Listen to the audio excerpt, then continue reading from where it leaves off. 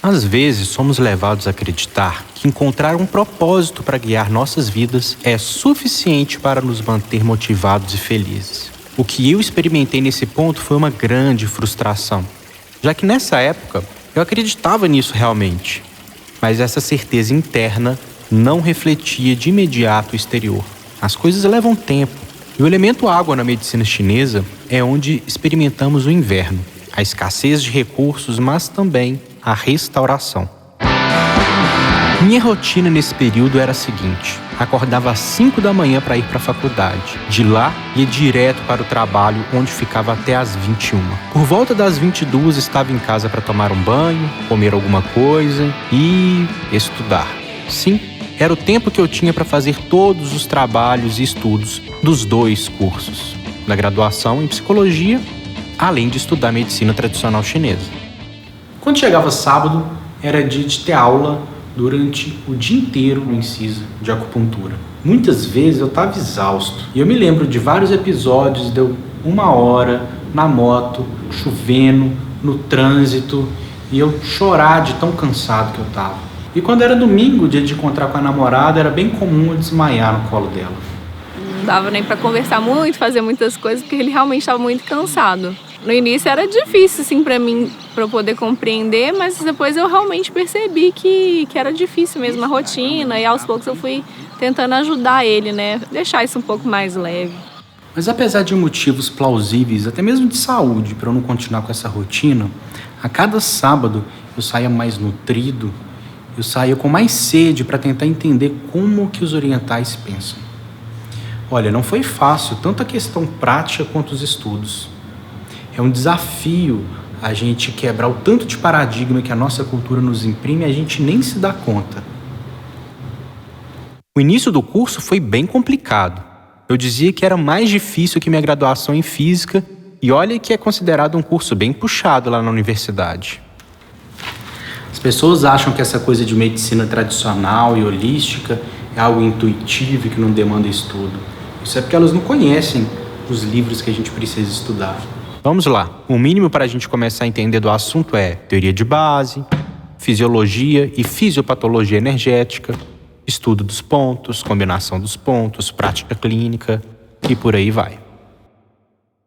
E aí eu cheguei num ponto que ou eu levava a sério os estudos, ou então eu largava.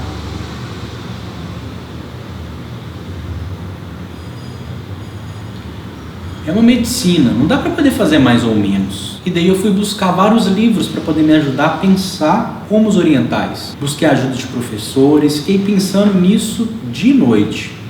Eu só tinha um objetivo em mente durante essa etapa. Eu preciso me formar e me formar bem. Me dedicar e de fato aprender. Até porque eu já era taxado como uma pessoa que começava vários projetos, várias coisas e nunca terminava. De fato, quem me conhece sabe que eu gosto de muitas coisas diferentes. Sou curioso e me envolvo com as coisas. Desde os 16 anos que parei de ver TV, pois sabia que esse era um tempo que seria melhor investido em aprender algo. Seja tocar um instrumento musical, ler um livro, aprender fotografia, edição de foto, de vídeo e etc. Uma coisa ficou claro com essa experiência. Não dá pra mim virar hippie e viver da minha arte manual. Não vai rolar. E aí, como saber de onde vem essa energia que, apesar desse meu interesse tão difuso e apesar de toda a dificuldade, era capaz de me guiar por um trajeto mais direto? Eu não sei, talvez porque de alguma forma a gente percebe que ao longo desses trajetos existe algo pra gente, algo que ressoa conosco. Era assim quando eu escalava o Chalcataia. Muito cansado de tanto andar, com chuva, com neblina e com peso nas costas. A gente tá subindo. Essa é a parte que só os poucos vão. Sei lá, umas 150 pessoas. Lá em cima não tem nem 10. Mas algo no final estava reservado para mim. Não algo externo, mas algo capaz de despertar aquilo que busco dentro de mim. E era isso que o curso me despertava. E foi isso que não me fez desistir.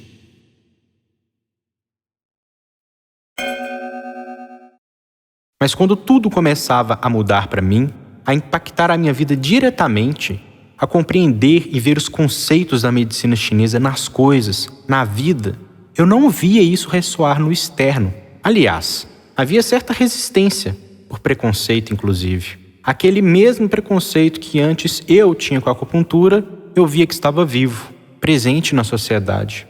E isso me gerou um grande conflito, porque eu queria mostrar para todo mundo, mas as pessoas não queriam perder o seu tempo.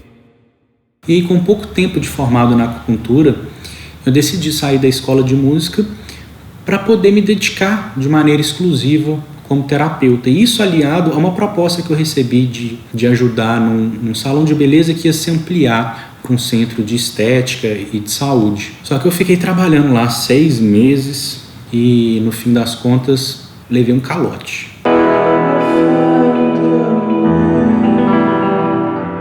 Além disso, na época eu tinha poucos pacientes que eu atendia a domicílio, uns 2 ou 3, e eu levei um baque muito grande. Enfrentei um momento depressivo intenso. Quando eu penso hoje sobre essa época, eu vejo que isso esteve relacionado com uma grande decepção que eu sofri. Assim, eu era muito ingênuo enquanto terapeuta. Eu realmente acreditava que por ter estudado muito, por ter me dedicado, por estar super bem intencionado com essa nova profissão, que isso faria com que automaticamente eu conseguisse atuar, que minha agenda ficasse cheia. Inclusive, eu me lembro que quando eu formei, uma das coisas que eu fiz em prol disso foi pedir para que alguns professores me recebessem no consultório deles e me dessem algumas dicas de como fazer para poder me tornar um profissional de excelência. E eu me lembro que todos eles me receberam, foram gentis comigo, e isso só fez aumentar ainda mais a admiração que eu tenho aqui pelo Incisimã.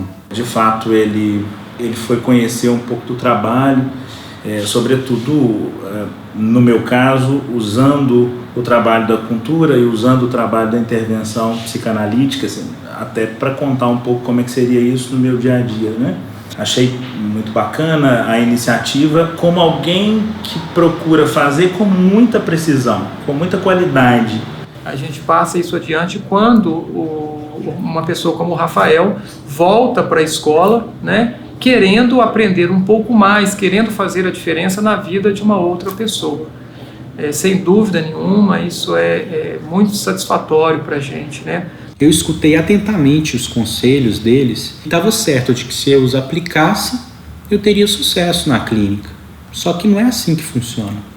E essa frustração, somada com essa rotina tão pesada que eu vivi durante alguns anos, tiveram seu impacto. Minha saúde ficou debilitada. Eu me sentia malnutrido, me sentia cansado. Eu não tinha condições nem apoio para poder abrir um consultório ou alguma coisa do tipo, sem contar que eu tinha me endividado novamente por causa desse calote que eu tomei. E aí, nesse momento, eu tive que me envolver com outras atividades. Fui fazer um estágio na psicologia e comecei inclusive a dar algumas aulas de inglês particulares. Eu mantinha meus estudos em medicina chinesa por real interesse, mas eu já não sabia se de fato eu ia conseguir trabalhar com o que eu tanto queria. Mas eu ficava com as palavras do sensei Flávio na cabeça. Deixa as coisas acontecerem no seu tempo. Se você tiver que pintar a parede agora para poder sobreviver, faça isso. Uma hora as coisas vão se resolver. Só que nessa época, o meu lado ansioso e decepcionado falava mais alto. Mas essas palavras tiveram seu espaço para poder manter a minha esperança. Pouco tempo depois eu tive que sair das aulas de karatê por questões financeiras. Nunca mais vi o sensei Flávio, mas ele teve um papel muito importante para mim nesse período, assim como tantos outros mestres.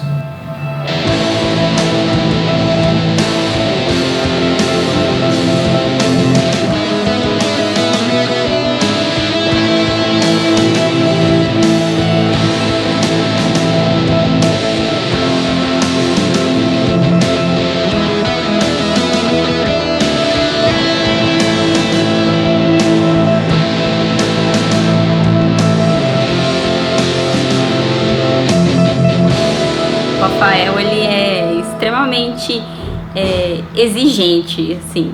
com ele e com a gente também. Então, ele sempre fez questão de que a gente estivesse envolvido em várias atividades, né? Não só escola. Então, ele incentivou muito a leitura, ele incentivou muito que a gente fizesse alguma coisa ligado à arte, a esporte. E eu achando, no começo da amizade, que ele meio que atirava todo quanto é lado, mas quando eu vi, tipo, ele começou a coletar várias coisinhas para entrar convergir num só lugar. Nessa questão, talvez uma terapia, né? Eu gosto de falar, até a música dele é terapêutica também. Você escuta a música lá, você